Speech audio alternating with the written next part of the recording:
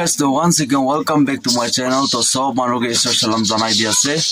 To baldin bal homoy aru lokrina ahanisna ajido bisi ekta moi karne be bisi ekta nosib bal ase, fopal bal ase. Enika din lokra ahato.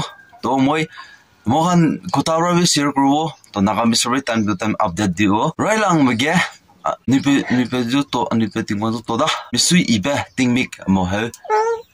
Ado ay bezemne lamana kolo dina anui parenton ga anui zeme baptist church ga youth pung chu luba bu ai 25 years chang ni bu anui program ma didi malezo program point ali anui nara tela mui jana program go ga anui speaker ka chama wela la da ani ka thai so baga lesdo anigo association ga anigo youth secretary zo ani speaker han kuang lu zela mui ina nong zo program rama full update pe lang me chana sirang chima kanadu telu buitana alambiana chang buitana inang zo update pe gole jana nang ni video telezo dui bilezo nang ni pigalo gyaza to ajito nika vlog loina aibo to mokhala 25 years pungcalaga ekta program soto magan university magan jubli bi ko nole university na university kurala itu amoy niga content loina aibo to nigan be so manubi first to last side bi aro moi kem para tak kemen moi ketchup group arbo mo kurbo aro video to lamba bi ho pare khata bi ho pare to so manubi watch kori dibi skip na korna watch kori dibi korna morom apni kalaga support lo bole munona bi to apni share kori dia ase to bisi deri na kori na moi eta move kori lo to kile mane program to 10 lo ase to bat khawle timing kemen te tagan kori ase to moi bi na jane to youth khane jane to te ase to moi bi move korbo bisi deri na kori na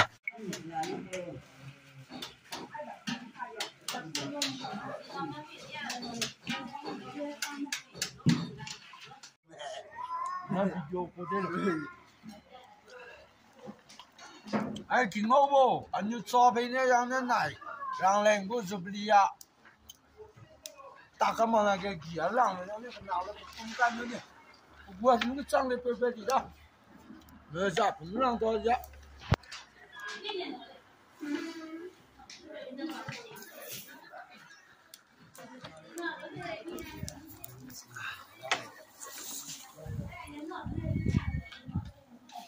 ai có tin thế với tôi anh như nó cứ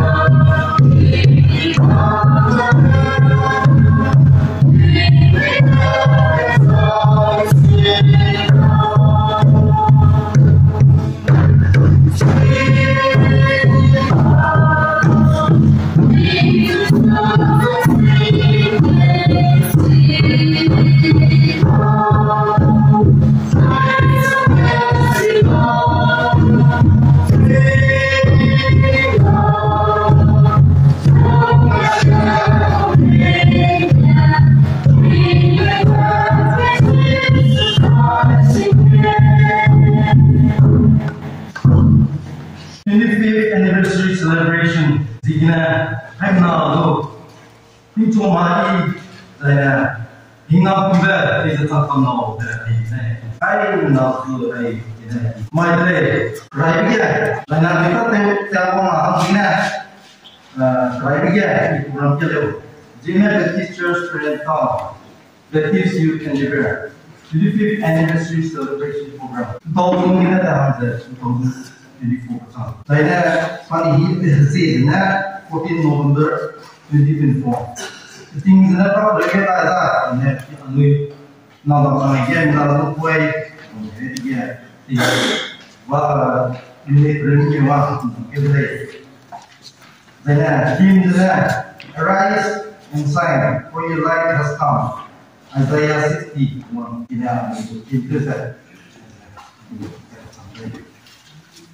the service of the leaders that Iran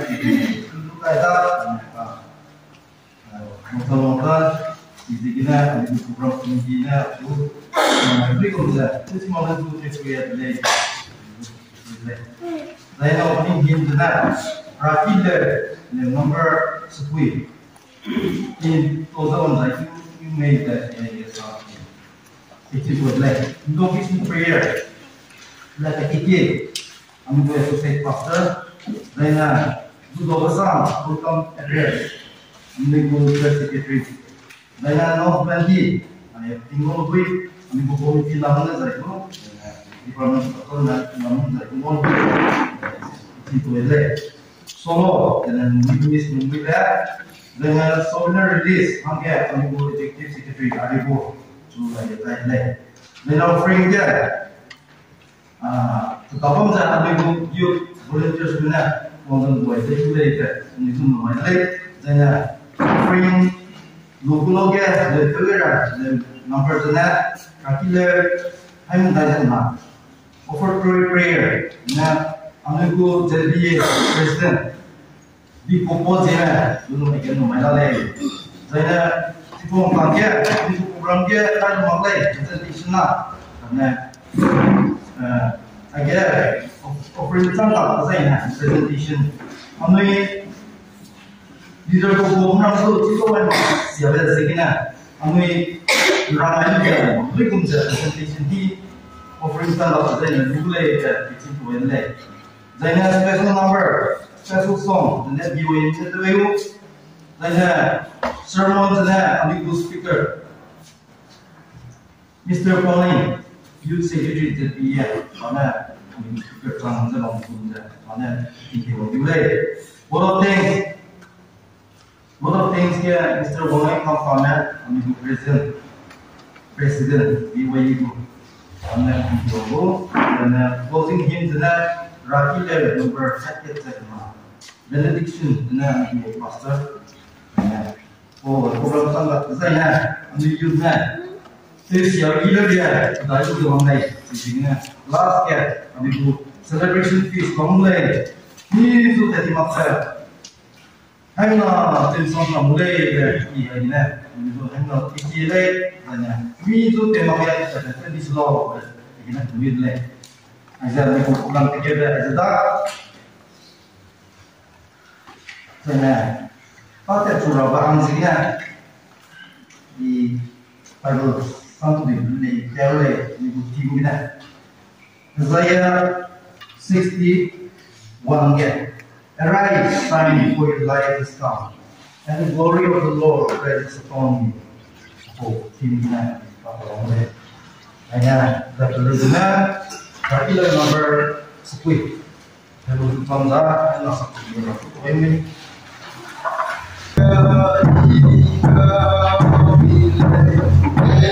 Oh,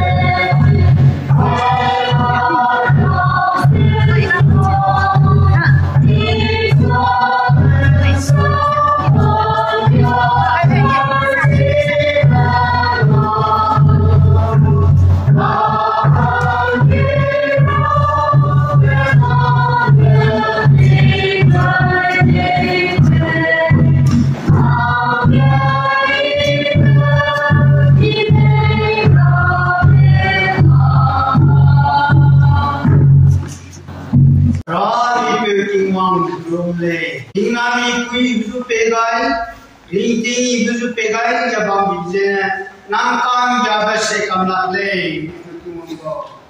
Namai aram pray tau maje me rakam nam dui, ni cuai begini hamai bedui, pung cuai be, ramai kita college tu, nam kumong sama le, ram rakam nam hamai bedui kumong sama le. Ini ibe, mau jadi sui jadi kau sama dia. Orang sendiri pun jadi. Ani Bangladesh orang sama dia dengan tangga dua orang. Intan dua baju orang le jalan le. Jadi, ragu nana aju mara, nanggal pokali nggak tuan le. Ani tak tu orang tinggi, ani lung kata ibe, ani mi kata ibe. Jaga tu ibe pening nggak sampai cila raga tu apa ni na. Teng dia rai je, ini je. Kaya minum Allah na, kaya kata, kaya rasam sahaja berlebih itu, haram na apa je, isam je sahaja tinggi, orang lain je, lumah kerja apa, mak kerja apa pe, siapa nam orang bukan siapa tu imam pada pe, sama orang lalu, jangan macam je, orang je, kecewa apa, jadi sam sahaja. Jika ada orang sahaja yang berada, orang yang dekik melu, ajar bersinggung siapa jaga iban. Lalu ini jadi kaya kata imam nak pe. Tingkat ini ada wirasam dan lalu ani jaga hari nanti kata tu lalu nanti nanti ini sebenarnya tanah ini kata lalu. Ani juri pada pe, habang ini superstar segera di meeting mengangkat ini. Amen. Mungkin hinang mana ada UK ada sini sudah beda. Bisa sekolah saja, cukup berbeda. Kami tak ingin berarti sama tahu sama ini. Dan yang paling mungkin kami terus kami butuh sedikit. Mana mau berarti? Ini memang biasa sama sih. Baik kita ada. Ini belum juga tamai, ini tu pun dalam dah. Ini pergi mau. Nah, itu bisa saja kan. Itu penting kita tidak itu soal rapi dan kita itu bisikan untuk kita ngobrol. Welcome address kan langsung dia, kita tengok orang kita yang mau jadi cerita cerita ada. Ibu miba gaji, ibu miba ada orang itu sok orang tu ni. Ada orang, dan kita sama teachers ni, ibu Christmas program ni, New Year dia, Year program. Orang ni, iki kita orang itu, tahu orang itu cerita cerita kita sama macam dia ada. Dan kita sama teachers, dan ada. Mak sampai aku, isi Christmas, bisa nak ada, nak tipu kerja, gaji, bisa nak ni. Samdi, Krista au kila mereka dia nongbong. Isu Krista niram bang. Kibria ada di program ini dah. KDP pro kenal senang tak ni pun. Samdi tidak ni Christmas ni ada dah lah. Krisam berapa lama?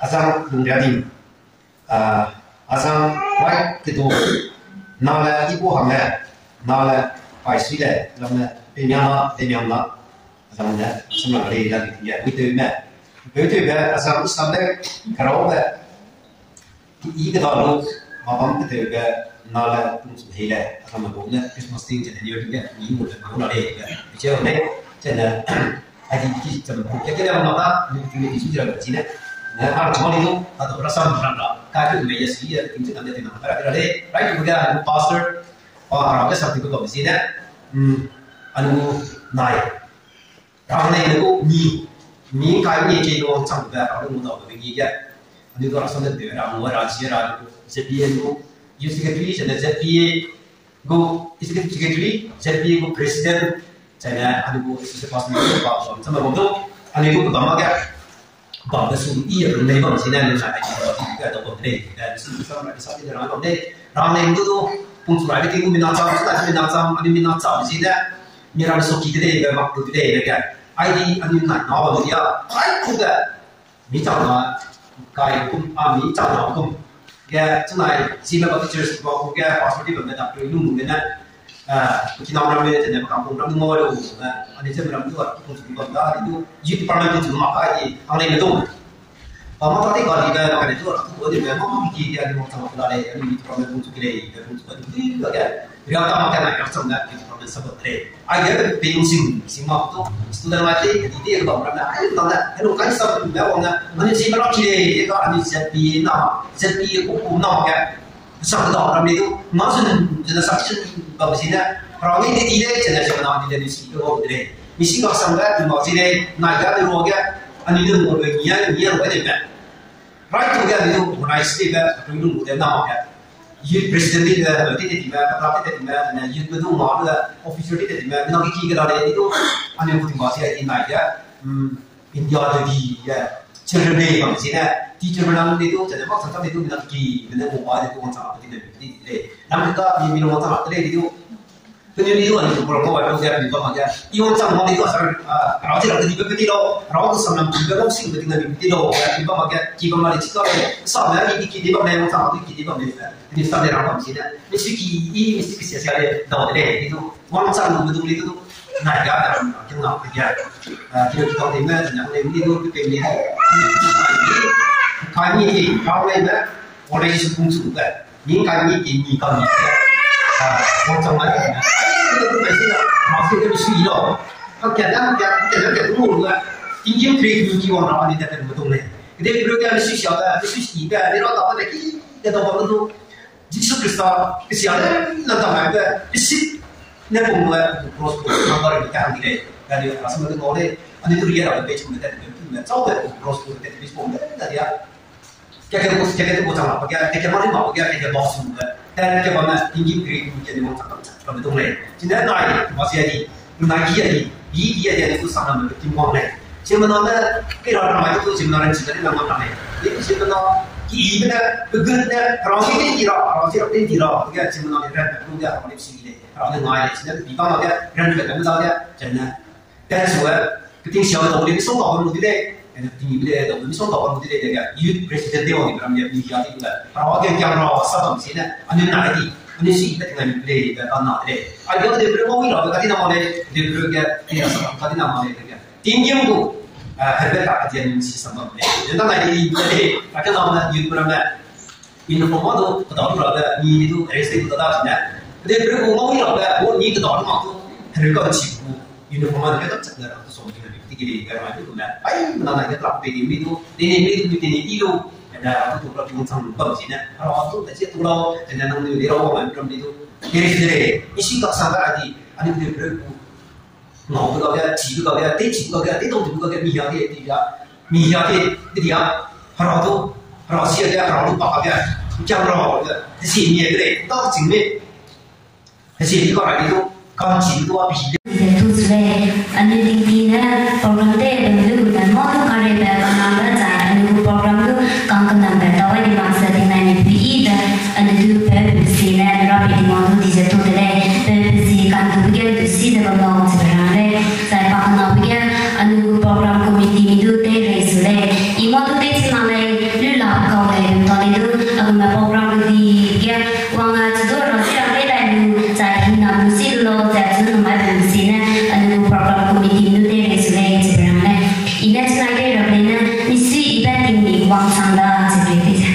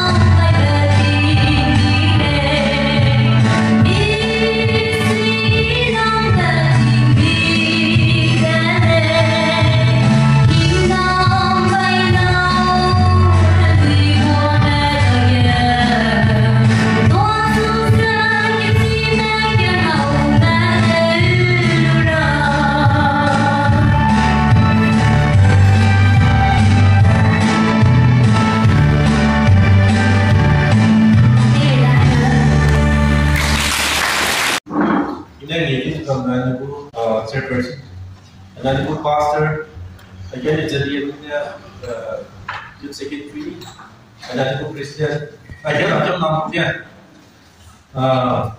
Hari ini kita sini nama, dan ini je, anu mini kaya yang jadi itu chairman ada program le kamu to samle rakan jawab segera ni kaya yang di bangsa segera dan MC bisa bilang ada hanya ai dia mau tak kira macam ni baru kita pakai ni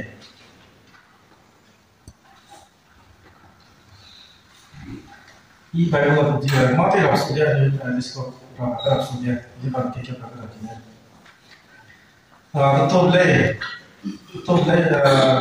hai ke planning itu क्या अभी क्या है अनिता के मकसद है तिवांगा अनिता के मकसद कारण निंसी के ये भी बेंगलो निंगु कोंकान तिबे ना निंगु नोंसांग तिबे हांसी के ने हेरा नोंले ना याद को सुबिने आदि पे अने जिना नोजी ने कासम ला काम के सुबिने के 아니 그때 미네랄도 없는데 아니 수제 난 그거를 리아가로 넣는다 그거를 넣는데 아니 그때 미네랄 없는데 에포스 미네랄이 가기는 그 라게디로 아니 그때 에포스 미네랄 어디도 어디 못 가.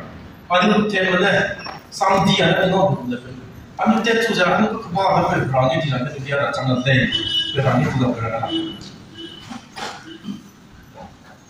yang disebut apa itu yang jadi tiga akhirnya iya itu executive secretary jadi iya udah proses ini aja mi kaya yang jadi jadi teachers keren tahun youth department aja nggak apa-apa aja ada cuma ya apa dulu ini berikut berikutnya ada jadi teachers keren tahun jadi iya Berkis Youth Endeavor Souvenir aja 25 University Celebration 2024 November 14, 2024. Berarti kami berjangkau aku kepi betul anu semua di kampung kebawah itu berasal dari barat ini negara itu lagi di ada lagi. Haleluya kan jalan menjadi tuang Tuhan itu. Nan sampai tidak bahkan itu bang lebih sikit. Naya ini jadi Baptist Brentong youth betul.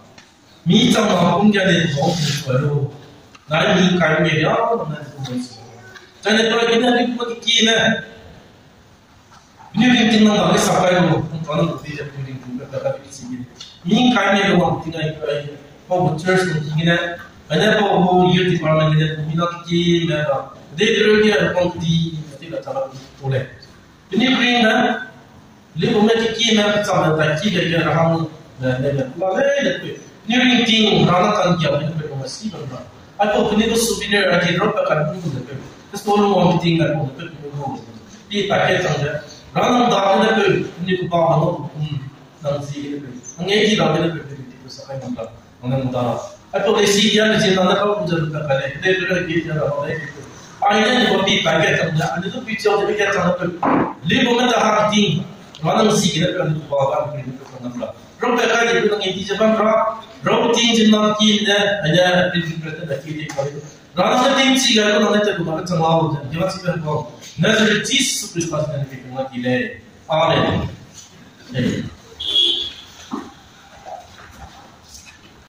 Kita kan meja kile nak pergi betul. Jadi betul. Yesus Kristus itu mahu dengan itu tidak mati. Amen. Bila dah namanya sama long benda itu, ni nampak tu dia tu. Tahu ai sama orang lain. Cuma yang itu kalau tak dia ni maksudnya apa saja, saya musik tu jangan ada sifat program. Baik tu bagai anu youth secretary jadi asal kau ni.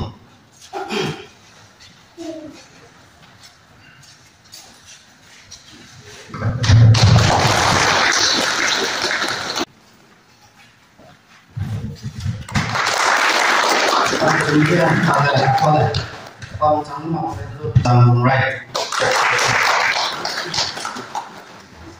Mengingat ada dulu lah.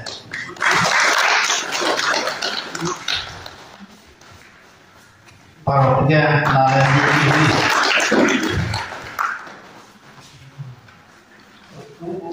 pas namanya nala kilang cila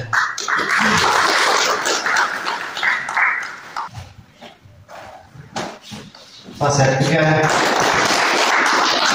nala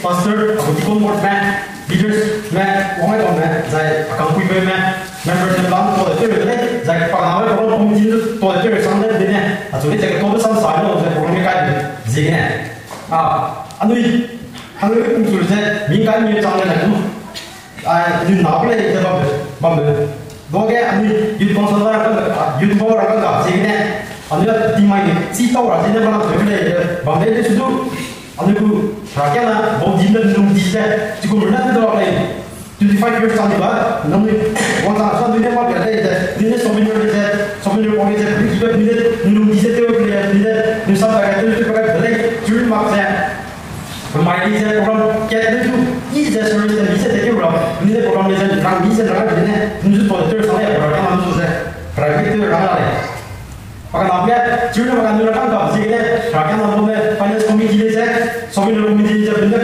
kenapa kan bisa finance committee boleh je kecangan kami je benar anu tinggi kan pewangan je dulu tu ada sampai pulang beli je tapi benar kecangan pewangan je jadi je tapi benar orang lain pakai namanya souvenir committee je tu ada sampai benar souvenir committee je itu pakai tak benar mana yang kena bisa kena bisa pun sebelumnya dulu foto sisi itu kali tapi bisa tu bisa benar souvenir committee je pakai benar tu ada sampai sih tapi kita itu orang lain anu orang tu orang tu pun je speaker tahu pun tapi saya ni loh ni berapa ni kan kita bawa loh anu itu secretary tu je rakyat loh pada je mat boleh namun ini tu macam mana orang anu program ni sampai boleh dia pada orang tu ada sampai kan nampak kita guna sekali ayah malu cuma je pada senior orang dah kilometer tapi sangat berapa deh kan itu aja ada program dia kalau sampai itu sudah jadi tuh jadi saya ni cuma panggil dia macam bui macam macam dia macam deh belum dia deh ada sekarang kan dia macam dia deh kan deh dan dia ni ini ni kan kan deh saya programnya sih kami itu tuh jadi saya ni itu orang saya programnya itu bikin kami jadi program beri ibu tadi deh saya deh namanya ni 25th anniversary programnya lama anh cho tôi cho mọi người tôi cho đấy nó mọi người cái được program được gì bây giờ được đấy ra đấy nó là cái anh có một program đấy chứ cái này là sáng con gà làm gì đấy đồng ý xin cái này mi gì này cái sáng cái này mình YouTube thì cái làm cái lâu thì cái tạo cái lâu cái quan điểm đấy là tôi tôi tôi sáng nay anh này YouTube này nó làm cái mắt cái việc là cái này tôi nó người cái I 25th anniversary celebration group thì làm đồng cái là tạo cái gì đấy là cái quan là tích cực cái lâu ra để có các đội chuyên gia tinh học là kinh tế hàng ngàn như để làm cho chúng ta này dễ thì nghe tôi để chơi xong đây kia ta rồi cái một số kia gì ta thì chỉ mặc gì cái này cái một thì về chủ yếu thì kia chỉ có sáu trăm万đây chủ yếu thì kia mà chỉ có đây bộ lên này cũng gì để làm số kia một nơi này đâu rau số thứ mười số câu sáu phải đây các người về người lên rồi khi lên anh chị thấy là chỉ tôi luôn dạy này để đến chuyên gia này phát sinh để lối xuôi để dạy họ nó mong ra tàu kia là con này mình tu ra đôi cái mình tàu kia về rồi thì tôi ở chỗ này mastery hôm nay một số cái hàng mình tôi khi lên number hai cái check là ông giờ bằng ra cái gì Hey, đi lâu bé rồi, đi ngon.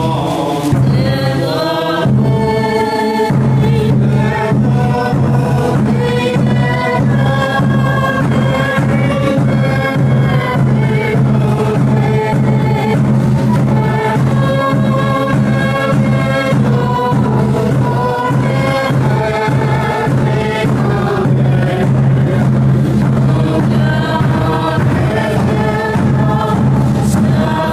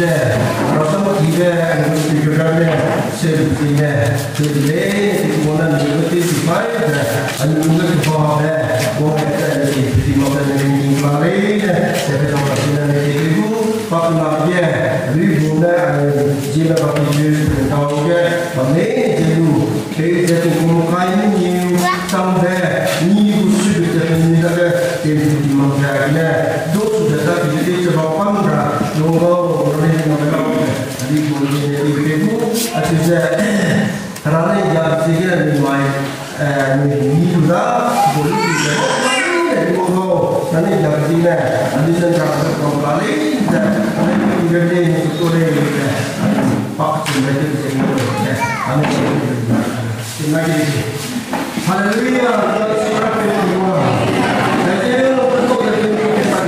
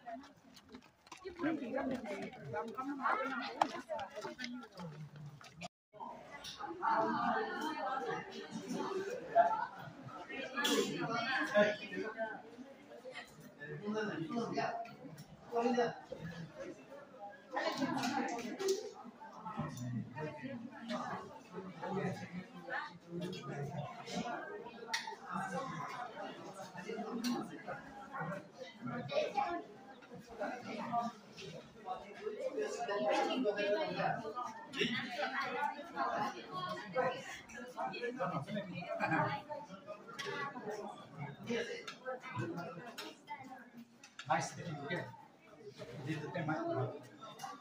Ini cara saya.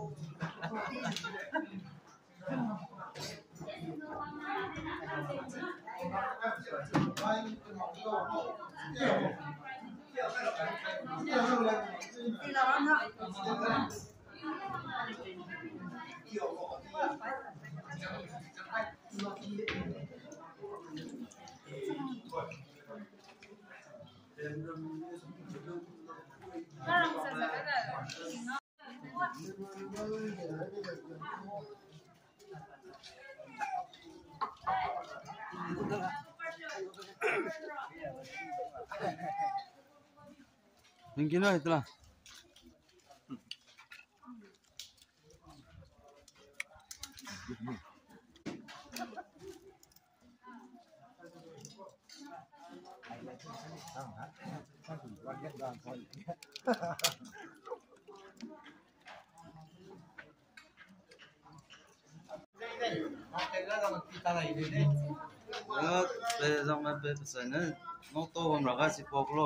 Hello, hi guys. So finally, to Mohan service to potong mujhe se. To service bal pro loina ai jai se. To iku program time devi iku extension ke be bima iku hawa bia pani ningapi no hai na. Bal pro first to last loina ai se. To apni bi video first to last sai na apni bi kini ka lagi se apni comment section de koi devi. Aro apni ke moi video to bisi lamba ho jabo. To itu ane moi message laga to moi ala content halibo. To special message to ala content kuri dibo kile mane itu message lagi boleh tu content tu tapi isi lamba ho jauh itu warne tu mane itu video ikan gana kura laga aro service time service song aro closing song ania kan program attend kura kan moi tu khane moi halibo to next day moi message to hali dibo pana apni ki janai di ase to thik ase to apni kan kini ka lagise video de apni kan video bal lagise boli tu like kori dibi share kori dibi comments kori dibi aro nika bal din bal homoi aro nika journey aro bal par chau karne bi pray de yak kori thakibi family members kan bi to itu bar mohan 25 laga mohan lok paise to je ahian ahalaga generation de 50 laga bi bal pra nika jana lokru karne bi apni kan bi pray dibi yak kori thakibi konai tu bi janai di ase thik ase to video tu moi yate moi end koribo to moi morning gode pra ulaina bus hat bana laga ani auna service time laga service de gana pura khan aro nia ki pura na activities kurina ahala de apni an ke dikhai dia de apni an ke kon tu parte pa lagise to apni an itu comments kori dibi aro next video next content de aro log kori thagyo to titia kane bye bye aro bal pra thagi kona jani ase bye bye